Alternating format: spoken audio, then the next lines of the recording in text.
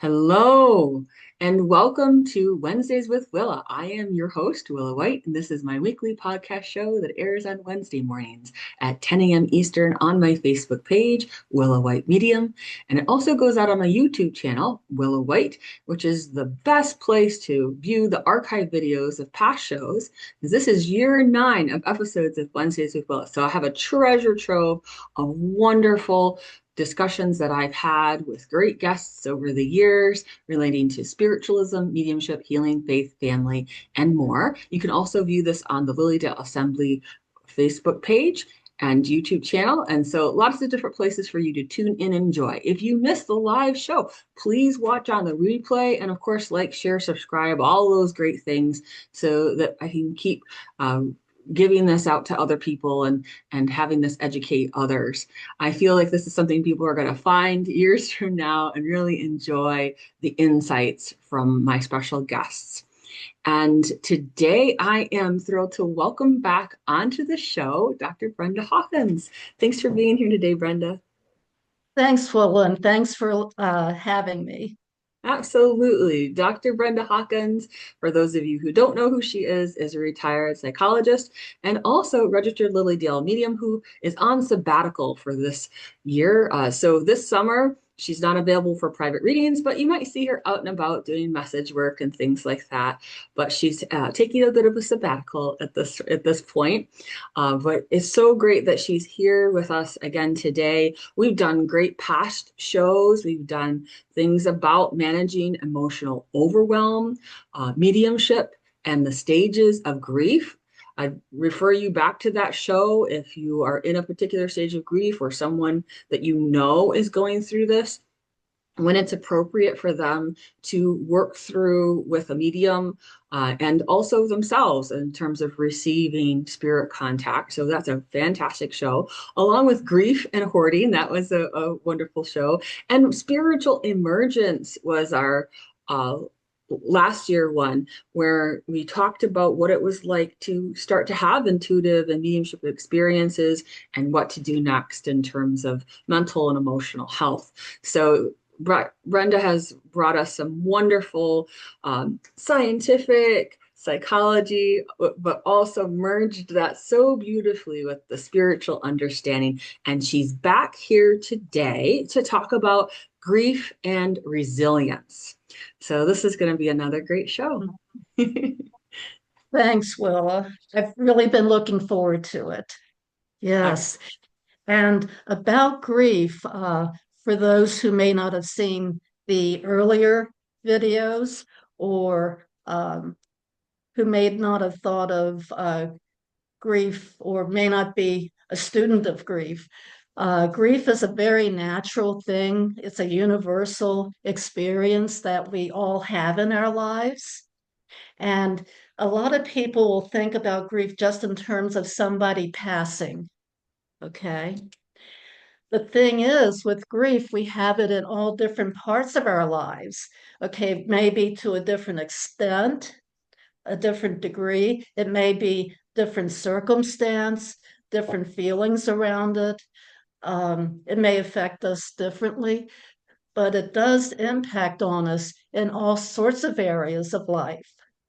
For example, if we go from one job to another, it may be a job, the new one may be one that we're really looking forward to. It may be a step up. It may be exactly what we're looking for. And at the same time, we'll be grieving about the old one because even if it wasn't perfect, which in human life, nothing is ever really perfect anyway, okay? But we'll have grief also because we'll be grieving that old job, our old routine, the surroundings, the relationships we had at the old job, the ones that felt good to us, and also grieving the loss of what other relationships could have been but weren't. Okay. Um, Even loss of identity, um, as we grow and develop, because we're always growing and developing. We can be very different people now from the way we were, say, back when we were 2 or 3 years old. Okay. We would We hope so. developed it. Pardon? We would hope so. We would hope so. Yeah. Yeah, we would hope so. Yeah, we develop more of our strengths. We're working on our weaknesses, our challenges. Okay. We may have developed new interests. We may have let go of old interests. So we may uh, grieve the loss of identity. Who am I now? Or I feel like I'm growing beyond where I have been. Where is my future taking me? Where am I going? Who am I really? Yeah, The loss of feelings of safety and security. A lot of people are feeling that right now. A home neighborhood may have been a welcoming, safe place for the past, what, 20 years that you may have lived in a house, and suddenly you don't have that feeling anymore. mm, And so there's grief with that. sure. So grief can be in all parts of our lives, even friendships where we may have a really good friendship with someone, but then throughout our growth, okay, we wind up going on different paths. And so we grieve the loss of how things used to be. So, yes, grief is a very normal, natural, universal aspect of our experience. And so it's really good to know to instead of pushing away the grief, we humans tend to want to push it away because it doesn't feel good. But that's how we can get stuck. Mm, Okay. The thing is to acknowledge the grief, know that it's normal, natural. How do we work with the grief? Okay. Having that balance of doing the actual grief work versus having some time for laughter, for fun. Having laughter and fun does not negate the grief. Okay. These two things work together, everything in balance. Okay. and we can hold two emotions at the same Mm-hmm. time that seem paradoxical. Mm-hmm. Right, right. I know one woman that I worked with in therapy. She was grieving the loss of her mother, and she relayed to me how at her coffee break at work, one of her coworkers told this outrageous joke that had her laughing so hard she almost spit her coffee out. And she says, but then later I felt so guilty and so bad because how can I laugh when my mother is lying there in the grave? But the thing is, one does not negate the other. That's part of our healing. Sure. That's why we're programmed that way to still be able to laugh when we have grief going on. Also, they can both coexist, and they're both needed and necessary. Absolutely. And the more we understand that, as mediums, people have this assumption that we're around death so much that how can you possibly smile? How can you possibly be joyful? But Mm-hmm. if you're a spiritual medium and you embrace the understandings of spiritualism and things that help us to learn and grow and know that life continues on, it really does help us to Mm-hmm. know what we know. And on a deeper level, we can coexist with the grief, but move through it in a different way, in a different fashion, and hopefully Mm-hmm. be more resilient. Even as mediums, we do grieve, and we help people through their grief as best we can. But there's an underlying joy, wouldn't you say, Brenda? Yeah. There's an Mm-hmm. underlying joy that sort of lifts and buoys things up if we allow it. It's that law of life. Right, right. And the cycle of life. Yes. Okay. Like they sing about on the Lion King movie, the cycle of life. Yes, so Yes. And now I'm going to have that earworm all day. good. We can think of worse things, though, to be an earworm. Anyway, um, yeah, having that enjoyment, the joy, as well as the grief. Okay. In fact, uh, in Judaism, there's a prayer called the Mourner's Kaddish. And it's a prayer that you say when someone has passed. And basically, it's uh, it's a prayer about faith and about hope. And it's a reminder for us really that we were lucky to have that person in our life. Wasn't that a gift? And again, relationships are never perfect. Okay, we always have that caveat because we learn from each other that way too, push and the pull sometimes. But we're still uh, blessed to have that person in our lives and we celebrate them. Okay. So, yeah, that's a very natural part of grieving, a very balanced, healthy part of grieving. And getting that social support too, because the Kaddish is typically said with a certain number of people. So you have that social support too. Beautiful. And it's a Hmm. way of celebrating that person who's passed Right. during the process of the prayer. And Hmm. it's a way of amalgamating into the new, but honoring the old at the same time. Right. Yeah, I Hmm. think it's such a beautiful thing to know that prayer force is life force. Hmm. It And so is. they by doing this, now they do this on a daily level for about a year, is that right? With Yeah, the there's prayer? yeah, during well, in Shabbat services, they do it, every Shabbat, Hmm. okay, of the services that I've witnessed. Um, and then, of course, the first year is a very important time to be doing the Kaddish, Hmm. okay. Hmm. Um, and then, of course, you always uh, acknowledge the 1 year anniversary and the yard site, okay, the anniversaries of a person crossing over. And again, yes, we wish we could still have that person physically in our lives, and we're so lucky and so glad that we had that person. And as long as we remember that person, they're still a part of us. So There's would you even a say song that says that. that prayer is like a song that Hmm. uplifts us so that we have a focal point of moving forward in the grief so that we're not just dissolving into tears, but that Right. we have something to do with that energy because sometimes grief Hmm. can be so clenching. It's almost like it's Yeah. hard to take a deep breath, your throat feels funny, and you Hmm. just kind of feeling in that hardened space sometimes, right? With Hmm. grief. But when we hum, when we sing, when we chant, when we pray, that can soothe the parasympathetic For system sure. and Hmm. on a science level.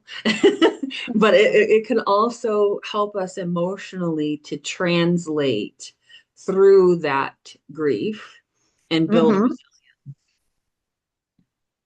Yes, it's important to work with grief physically that way, and also a combination of the spiritual and the physical and the spiritual. Okay, putting those two together. Yes, the chanting, the praying, especially if you have other people around you who are joining with you. the fellowship Okay, of that the assists. Yeah. fellowship of that. Yes, and also too it helps to work against that tendency that we have to tighten up because again we're wanting to push the mourning away, we're wanting to push the grief away. Okay, in fact in our culture uh, we're perceived of being strong when we don't show grief. You hear people say it on an everyday level in stories on in the movies and on TV. We see it, how is so and so doing? Oh, he's being strong. He's being strong for his kids. Right. Which that way the kids get the message of it's not okay to cry. It's okay if mom cries, it's okay if dad cries, and they continue. The world doesn't come to an end if they cry, they're still okay. True. And it teaches them that it's okay to be in touch with the grief, to cry, to express it appropriately, because that's part of how we move on. And that upliftment that we get from the prayers, the chanting, and all of that, that gives us the energy to continue moving through the grief Hmm. until we can get through that resolution. And that paves the way for developing resilience. And I think that's beautifully stated. And I love the fact that we're moving into that territory and recognizing that, like as you said, sometimes people judge another person about what kind of character they have, right? The virtues Mhm. of them as they go through grief. Well, so and so so strong because we don't want a bunch of people puddled on the floor crying. I get that, Mhm. but Yeah. I've lost track of the number of times a client who is like looks beautiful and strong and smiling across from me, and their person in spirit says, "You've been telling everybody you're fine, but you're not fine." And Hmm. it's almost like that's the trigger. They're like, I'm not, I'm not fine. And Hmm. they've gotten so used to saying, I'm fine, I could do this, I could do this. And then they wonder where everybody else is gone. They don't feel like Hmm. they can rely on asking for help because at a certain point, people stop. They stop asking, are you okay? Do you need help? Do you want me to do this for Hmm. you? And it's about that time that we as humans, as my clients especially, that they're like, I really could have used some help from somebody. And so they kind of go into a slight resentment mode of having been Hmm. so strong, even though they've made this. Yeah, they were pushing away the offers for Right. help, and then they Yes. get bent out of shape when the offers stop coming. Yes. Yeah, it's just a human foible that a That's lot of us have. We all do this at some point or other, and we're just like, now how are we supposed to ask for help? It makes us look wimpy. Hmm. It makes us And look, see, you can be fine and still be feeling pain. yes, that's right. Feeling pain doesn't mean that you're not fine. Right. In fact, as I've told my clients in the past, if you weren't feeling pain, I would be worried about you right now. Mhm. Good point. Mhm. Point. Yeah. Because I worked a lot with trauma and abuse survivors, and there was a lot of grief with them. And yeah, well, not just one woman, a number of them would be mentally beating up on themselves, okay, because they felt like they had to be strong all the time and laughing and just very jovial, upbeat. And, you can't feel that way all the time when you're grieving. And so, when you say to somebody like that, well, when they finally admit, hey, I feel just really bad, my energy's gone, so on and so forth. And they're the person just lost both parents in a car accident. Okay. It's okay to say, well, what you're feeling is natural, it's normal. I would be worried about you if you weren't feeling that. Because that's how we get through the grief. We feel the feelings, we get the energy from support from other people, and we move on. Kind of like we have to psychologically, emotionally digest what has happened. Hmm. Hmm. Yeah. It's like nothing, yes, things will never be the way they were. Okay, this is a change, and your life goes on. And we can even learn. In fact, the lessons that we learn in life are the harder they are, the more important they are. So I had a teacher one time who told me that when you experience something like that, just say to spirit, thank you for this opportunity, even if you have to say it through gritted teeth. Okay. Because Or with we a little grow bit of and sarcasm. Thank you so much right. for Yeah. this. Yeah. Thank you for this opportunity. But eventually you'll be able to say it in a different way. But I remember we were chatting before this when we were brainstorming for the show, and you said something that I wrote down, and it said it was the I'm fine people. Hmm. Help helps to build resilience. Can you Hmm. help us lean into that right now? What does that really mean? Getting help helps to build resilience. Hmm. Yeah. Well, getting help, no matter what kind of help it is, okay, it's like it gives you that moral support. Okay, I'm not alone in this. Someone is here. They understand what I'm going through. and they're quote unquote on my side in this pain. Okay. They recognize I'm in pain and it's okay with them. And that brings the relationship closer too, which again gives you more energy to move forward. Okay. So it's always good to ask for help. You want to make it very specific and objective and behavioral, though, so people know what it is that you're needing that would really help you. Okay. And then Um, what do you do if you're like, well, I asked for help and it didn't come? mm-hmm, mm-hmm. Yeah. Then it's like the universe is giving you an opportunity to develop some more muscles. Right. Okay. Yeah, we And were figure talking out about how to muscle. do it for yourself. Yeah, just like, okay, an athlete, well, someone who wants to become an athlete or even just wants to tone up. Okay. Someone who's just starting out starts out with the little 1 pound hand weights or the 5 pounders. They don't go with the really big, heavy ones right away. Okay. Heavyweight champion of the world. Exactly, exactly. You can hurt yourself that way. So you start with the 1 pound ones, which may seem light to other people, but for you, at your stage of development, it feels heavy, and you keep working with that until you can feel like you can handle that. And then the universe gives you a 5 pound weight. And then as you manage that, the universe gives you a 10 pound weight. In fact, it reminds me of a bumper sticker I saw one time out on the highway, and it said, "They say God doesn't give us anything we can't handle. Gee, I wish he didn't have so much confidence in me." Oh, that's great. That's great.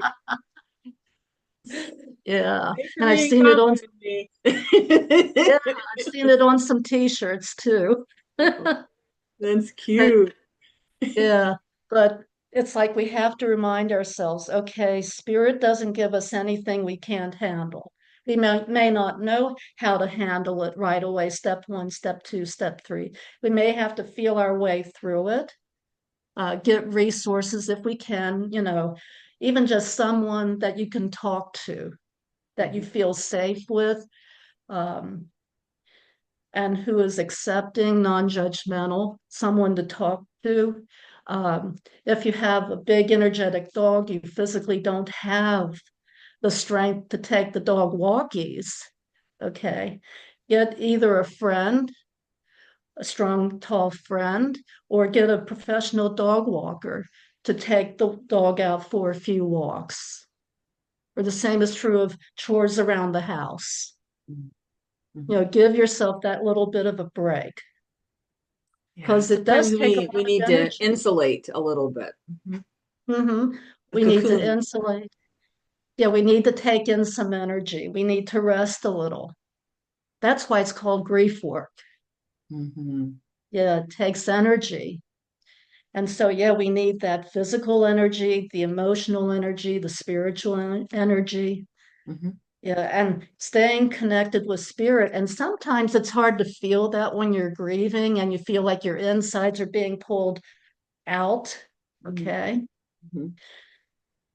But sometimes you just have to keep saying the prayers, even just an informal conversation with spirit, like, hey, God, what's up with this?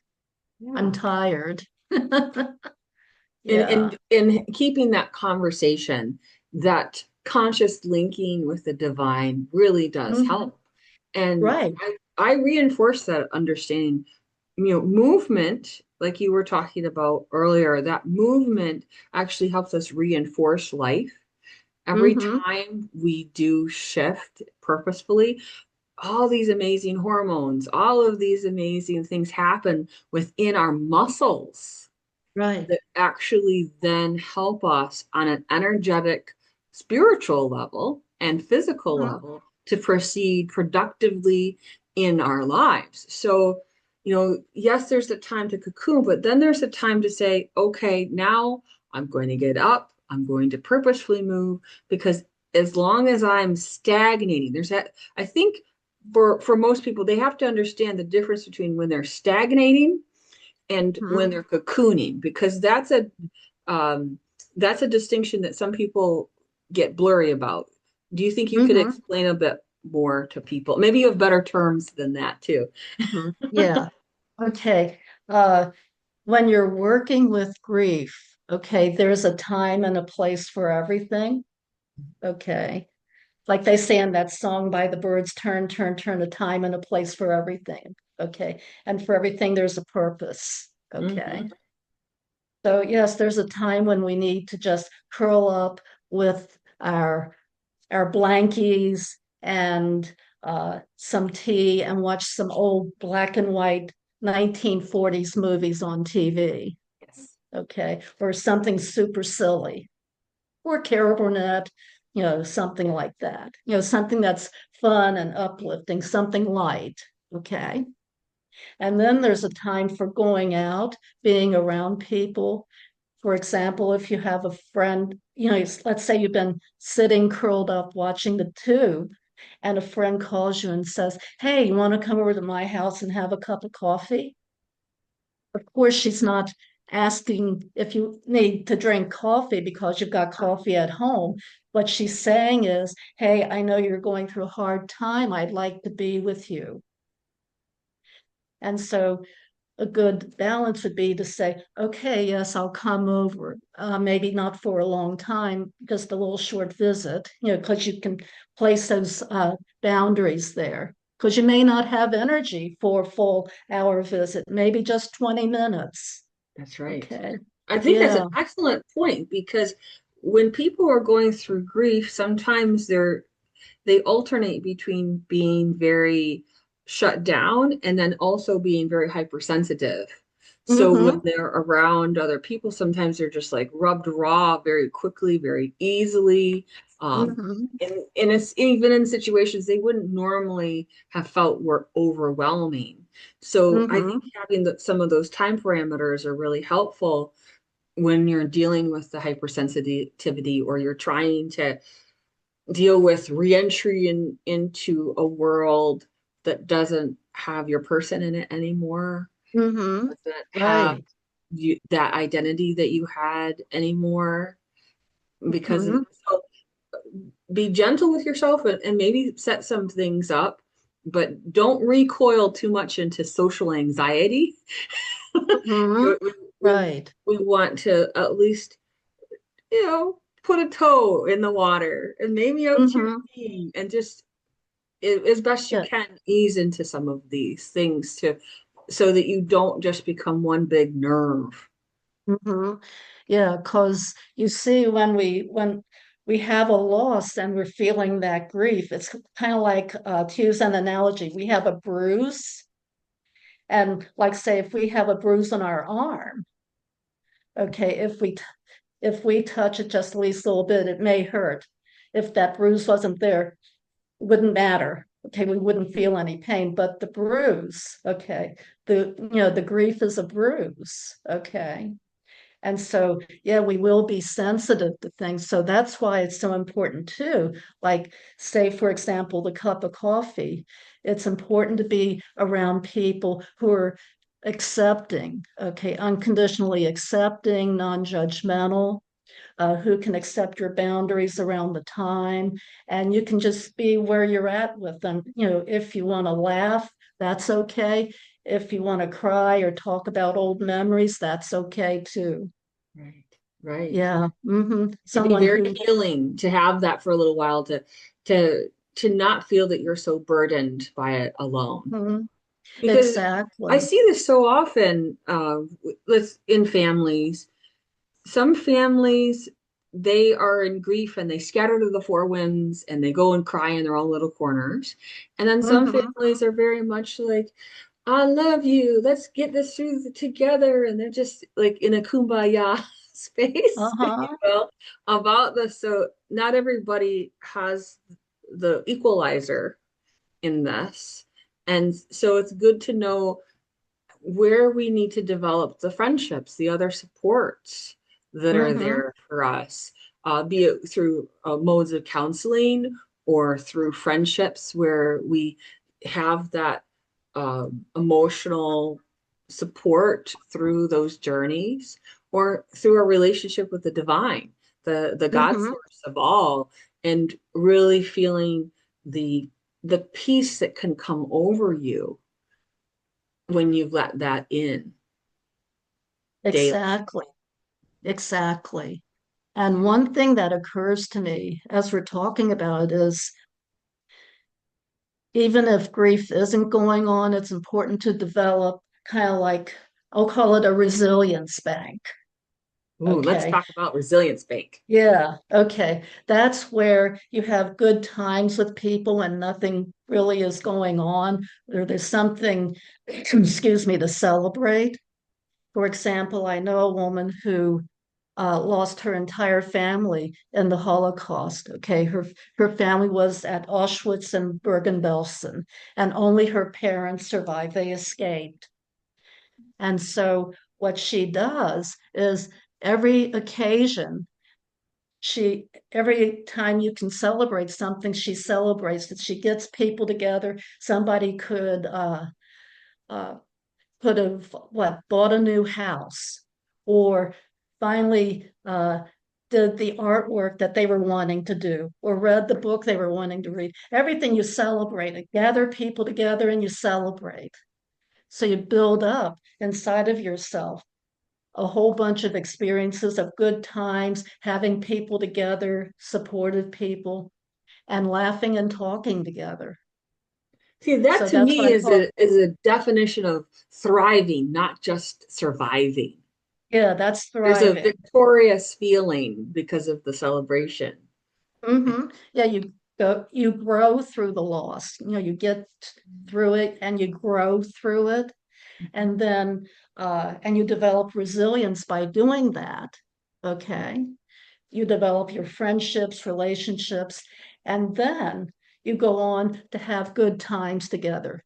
Even if it's a little tiny thing like so and so finally got their car fixed. Yay, let's celebrate.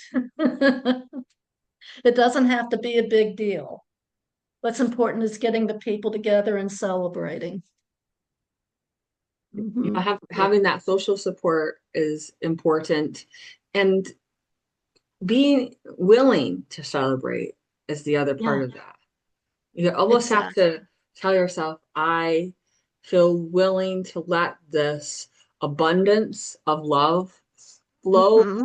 through me and Right. fill up the empty holes that I feel right now. That I'm Hmm. letting that light of others and the light of the divine flow into those spaces. All Exactly. the nooks and Exactly. crannies. Exactly. And speaking of the divine, um, it's also too, it can be helpful to have conversations with the divine the way you would with a really good friend. It doesn't have to be all flowery things that you write on a piece of paper and then read. Okay. Uh, you can just talk to them the way you would your very best friend who's completely accepting and non-judgmental because God can handle anything. It's okay to get angry at God because that happens too when we're experiencing loss. Because it can feel so unfair, it's so painful. And it's like, gee, I worked so hard, I'm conscientious, I'm good to people. Why did this happen? Okay. So yeah, we can say to God, hey, what's up with this? I am so not happy right now. Or put it in stronger terms, whatever terms you want to use, because Some people God can become very handle it. angry with God about And things. that's okay. Yeah. God is bigger than our anger. As big as our anger can feel, God is even bigger than that. God created anger. Okay. Anger has a use, it has a purpose. What's important is to feel the feelings, let go of it, and then let that be like a red light on your dashboard. Hey, I'm angry. Something needs to be paid attention to and worked with. You don't just take the anger out on someone, displace it. Okay. Hmm. And see, Yeah, let's when talk we're, about pain displacement. That would be a good time to talk about pain displacement. mm-hmm, Yeah. yeah, yeah, when we're grieving, okay, and of course we're taught to just keep everything inside and say, I'm fine, so on and so forth. Still, the pain kind of seeps out. And Mhm. so we can displace it onto other people or other animals. Our tone of voice may be sharper, Mhm. or uh, try as we might, we may forget something that we promised to do for someone. Okay. And they may say, "Hey, how come you didn't pick me up at thus and such a place?" And you may feel like, "Well, gee, look, I've got all this going on. How dare you confront me about this? Don't you see what I'm going through?" Okay. So it can come out in all sorts of ways. Even just the tone of voice. You may not mean for it to be sharp or bitter or angry. It could the words may be just something very matter of fact, very ordinary, but the tone comes out. Okay. And so the other person responds to that tone. And before you know it, you got a whole big hoo-ha going on. That's right. And A it's whole not lot of even triggering. about, A whole lot yeah, of triggering. and it's not even about the thing you're arguing about. It's about the pain of grief, losing somebody, or losing the job, or not feeling safe anymore. Mm-hmm. Or your cat getting sick, whatever. Mm-hmm. Yeah. Yeah. So it's much easier, really, in the long run to say, "Hey, I feel really bummed out right now. I've got so much going on. No, I can't pick you up this afternoon." Some people use the expression, "I don't have the bandwidth for it." Mm-hmm. Mm-hmm.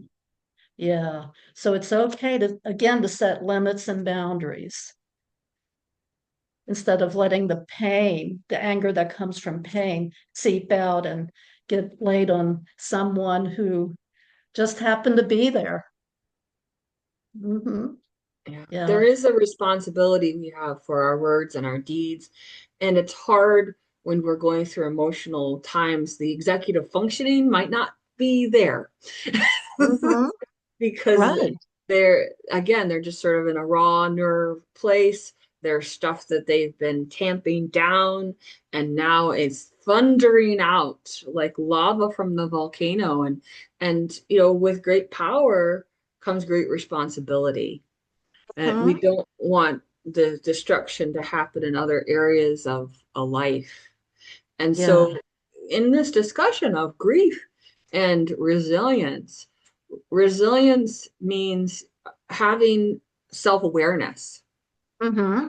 and Right. really doing assessment of where you are about things.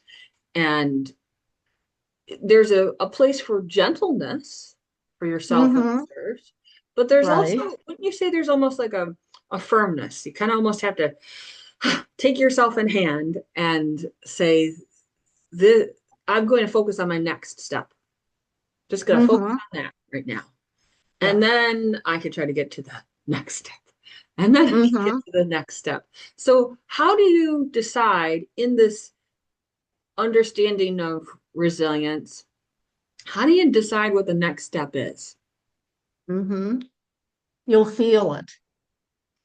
Okay. And sometimes you have to have conversations with yourself. Okay, how am I feeling physically, mentally, emotionally? How is my sleep? How is my appetite? Kind of like taking stock, taking inventory of where you're at and what feels right to you right now, which that can change from one moment to the next. And you have to give yourself the space to do that too. And also know uh, when to one of my clinical supervisors used to call it know when to take yourself out of the game. There we go. Yeah, know when you don't have the inner resources to deal with whatever. Yeah, hit Take the yourself bench. out. Yeah. Yeah, hit the bench. Uh-huh. Yeah. Hmm. Yeah, and that's important to have. And you can use that time when you're on the bench, okay, to do more growing, more self-awareness, um, more development, more resilience development. hmm hmm Because see, we also learn too, at all sorts of levels by going through these hard times. For example, if someone had never felt hurt or pain in their life, how could they possibly understand someone who's going through it? That's why we talk about the wounded healer. Wounded healers uh, have a very wonderful supply of resilience because they've had to work on that. They've worked through, they've gone through all the different kinds of grief, okay, that their lives have brought to them. They've learned, they've developed, and they've learned the coping, they've learned what helps them, what doesn't help them. And so they can talk to the person who's going through it. They understand where the person is coming from. It's like you don't get enmeshed in the other person's grief, but you can feel how it is for them. Okay. Yeah. And talk with them about that. And in that way, you're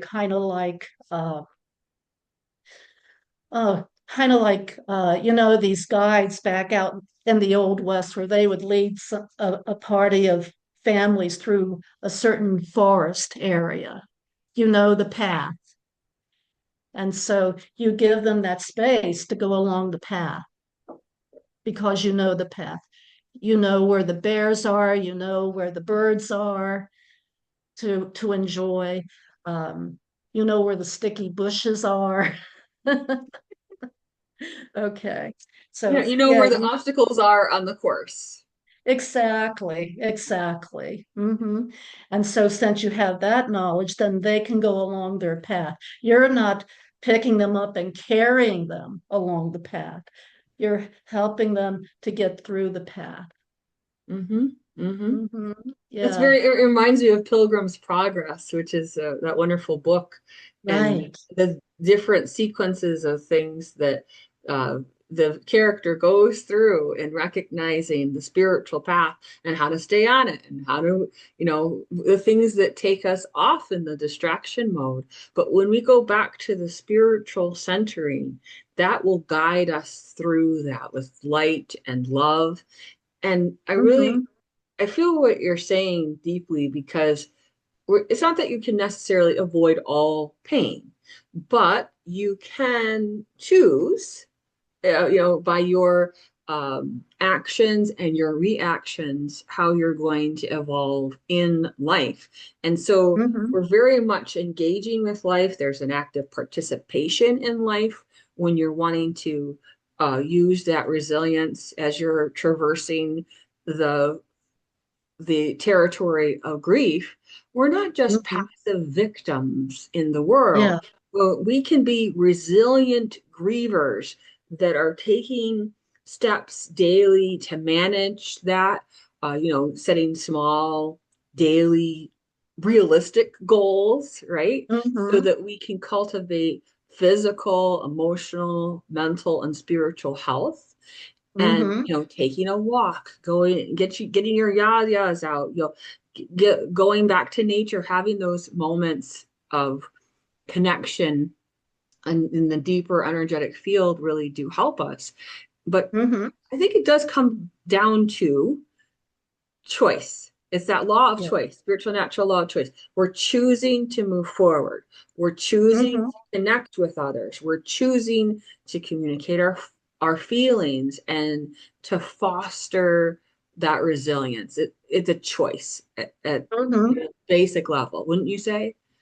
Yeah, it is. In fact, there's a whole field of psychology that deals with how we make choices, the impact on it on us by doing that. And a book that comes to my mind um, is a book called Man's Search for Meaning. Now, that sounds like it would be a really big, heavy book. It does Okay. sound like that. Yeah, but it's a very excellent book. It was written by a psychiatrist who wound up in the concentration camps. Talk about major loss in all sorts of levels.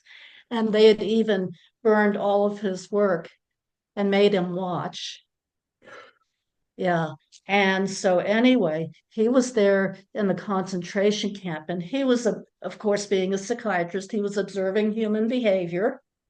And what he noticed was that some some of the men that he was encamped with uh, would continue to get up every morning and do incredible hard work, horrible deprivation, and they still continued.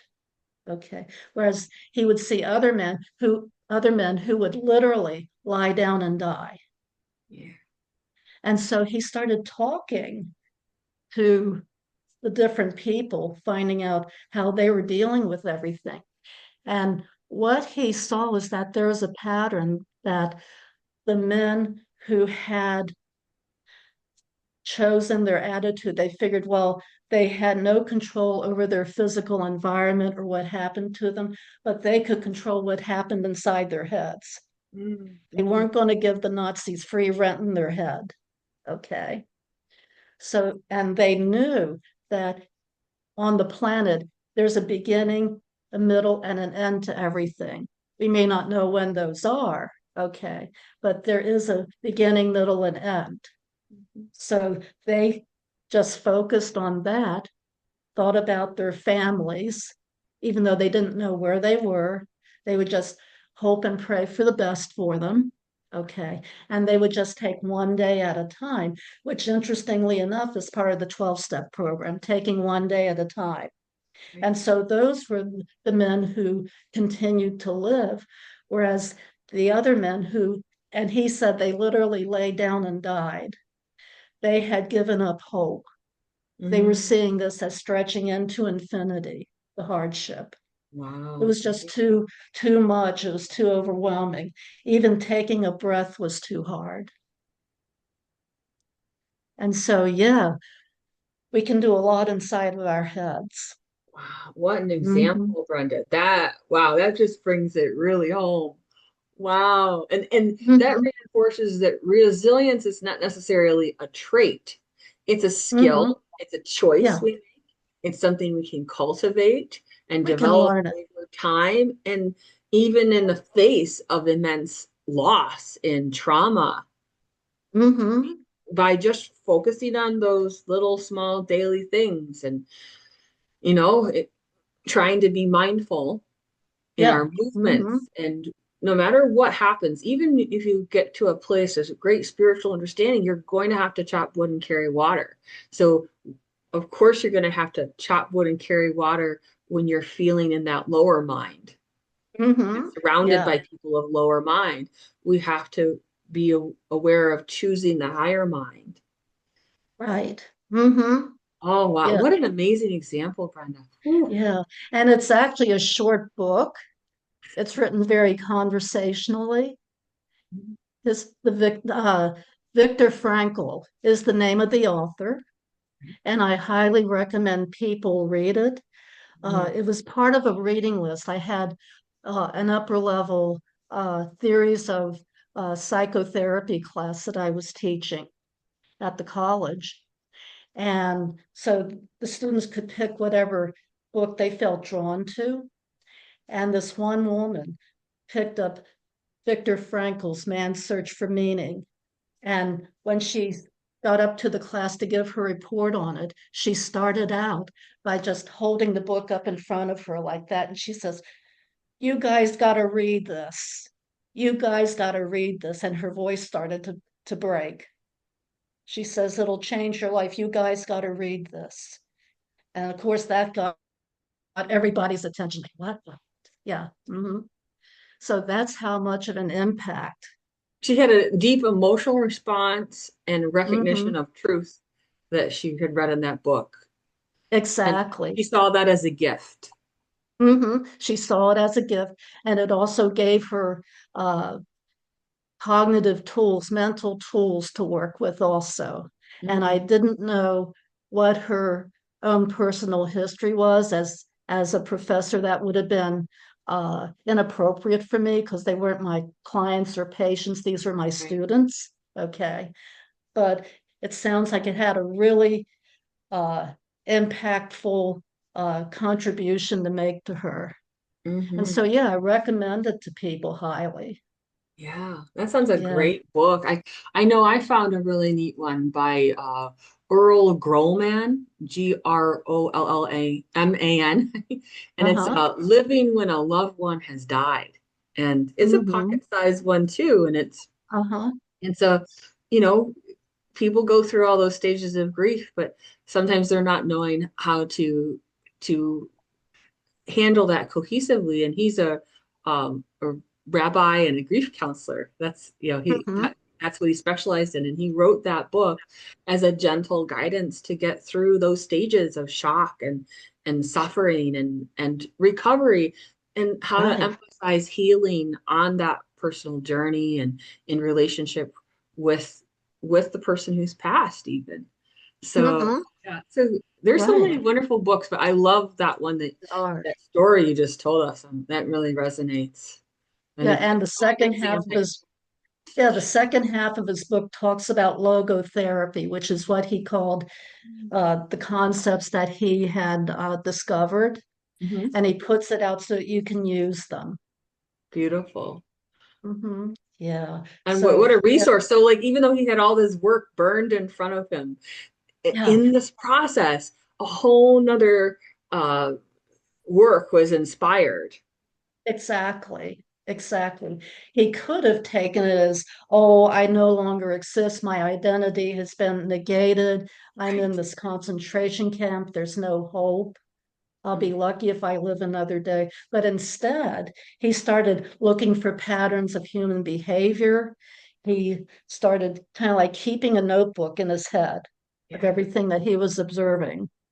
And then when he got out, he wrote it. And it's a classic now. To this day, you can get it at the library, library loan, any bookstore. Hmm. Yeah. Hmm.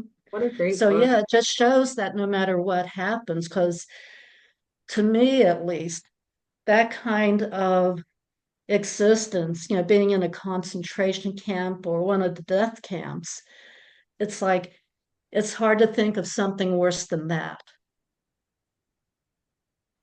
Well, that's the So, thing. When people are going through things, sometimes it's easy to tell yourself, oh, this is the worst thing ever, or nobody mhm, else has been through anything worse. This is gut-wrenching, heart-wrenching, whatever for me. And then you're like, oh, wait a minute. There- uh-huh, like their whole all of this is gone, and they da da da da that somehow they were able triumphantly to move through that. But there's this other mhm, part of you, that little human part, I guess, that says, "Oh, I'm not like them. I'm not as courageous. I I'm missing out on these other important ingredients in the recipe." But I mhm. think the big message from you today is that we aren't missing out on those ingredients. No, we're not. We're We're not. not. We have all of the components necessary within ourselves to strive for, to thrive in strange conditions, and that we can honor that process of building toward the light and Mhm. rebuilding And, ourselves necessary. and we develop resilience by that. Just look at the people who lost their homes out west in the wildfires, Right. and they lost everything, even the pictures of loved ones who had passed Yeah. and other highly sentimental things, because uh, ordinary physical things can be replaced, but photographs, things like that cannot be replaced, but you still have the memories. No Hmm. wildfire can take away your memories. That's right. And that reminds me too of the phrase that they will say when someone is passed, may so and so's memory be a blessing. Oh, yes, that's Yeah. beautiful. Yes. May it be a blessing. Yeah. And so, yeah, you can carry that memory with you wherever you go. It can inspire you. It can help you develop in all sorts of ways. I Yeah. love that. I know our time is coming to an end soon. What are some other thoughts you could share with us about grief and resilience? Hmm. Okay. Uh, Competitive suffering. Ooh, hmm Oh yeah. Um, and I've seen people fall into this trap time and time again over the years. People will say, "Oh, I shouldn't be feeling so bad. So and so has it much more worse than I do." So they'll do that to push grief away. Okay. Or But if like they you said, in turn they can use that as something to get them out of grief too, right? And the flip yeah, side. Hmm. yeah, it's like, okay, bad things happen to people, to good people. And I work on the things that happen to me, and I try to be a helping resource to other people who have things to work through also. I ask them what they're needing. Okay, that's what we can do. Okay.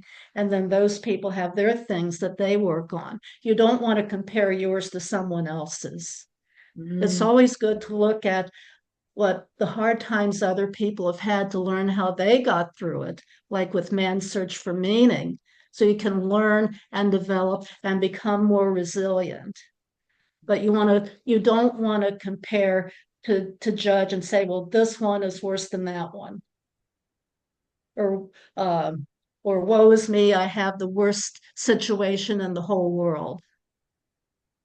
In fact, that reminds me of the saying, I cried because I had no shoes till I met a man who had no feet. Oh. hmm Mhm. So yeah, we have to get with with grief, we have to get rid of the judgment, all different kinds of judgment, because that doesn't help us move through the grief. It doesn't help us resolve it. It doesn't help us grow and develop that resilience that it's offering us.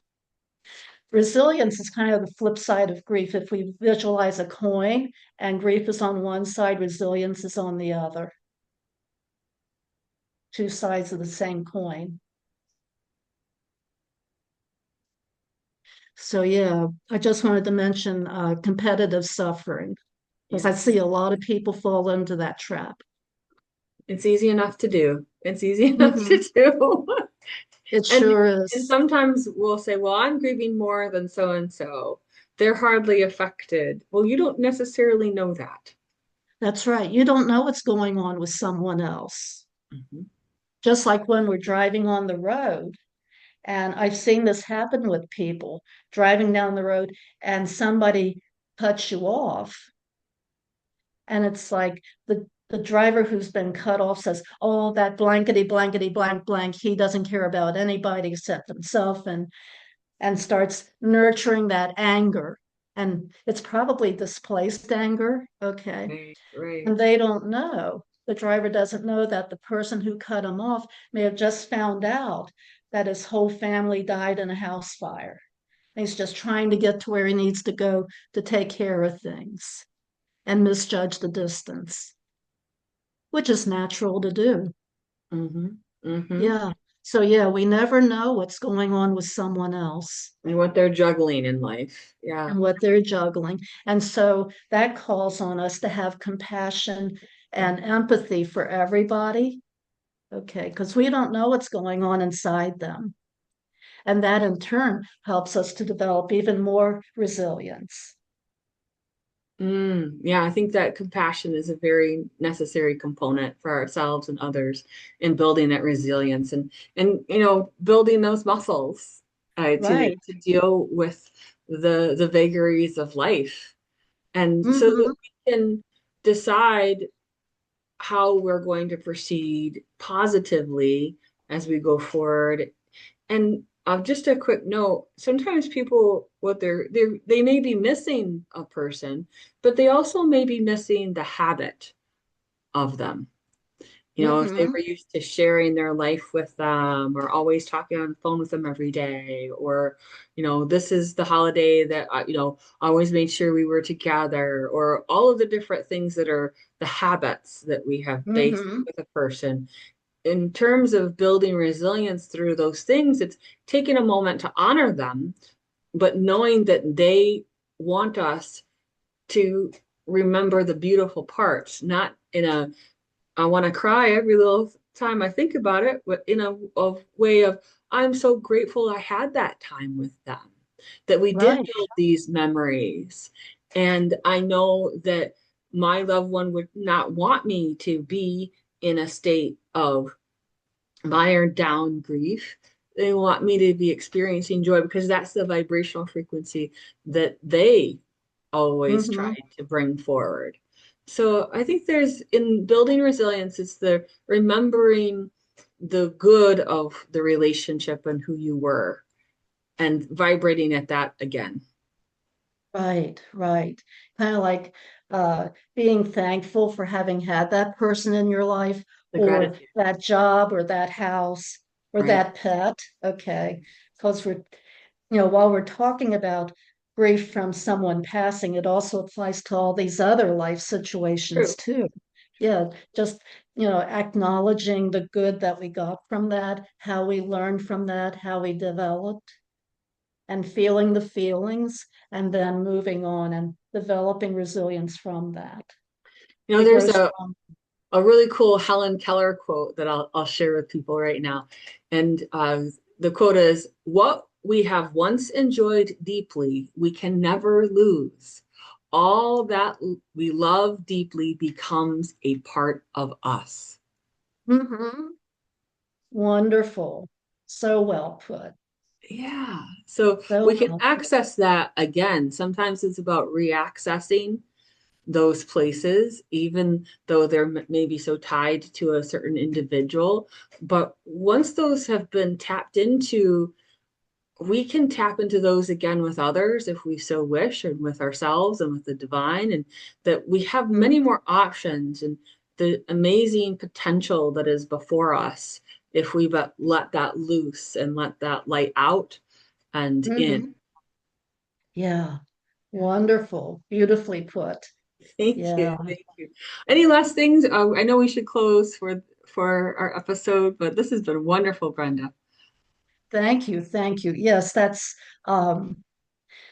can't think of anything Yeah, it else. feels really complete, and I feel like you gave us so many things, words of wisdom relating to grief and resilience. So I'm so appreciative of you coming on the show again and sharing with folks. And just to remind everyone, Brenda is a retired psychologist, so she's not available for that kind of counseling, and she's a registered medium who's on sabbatical. So although she's not available for private readings, this summer. You may see her out and about. And of course, we'll have her back on the show whenever we can.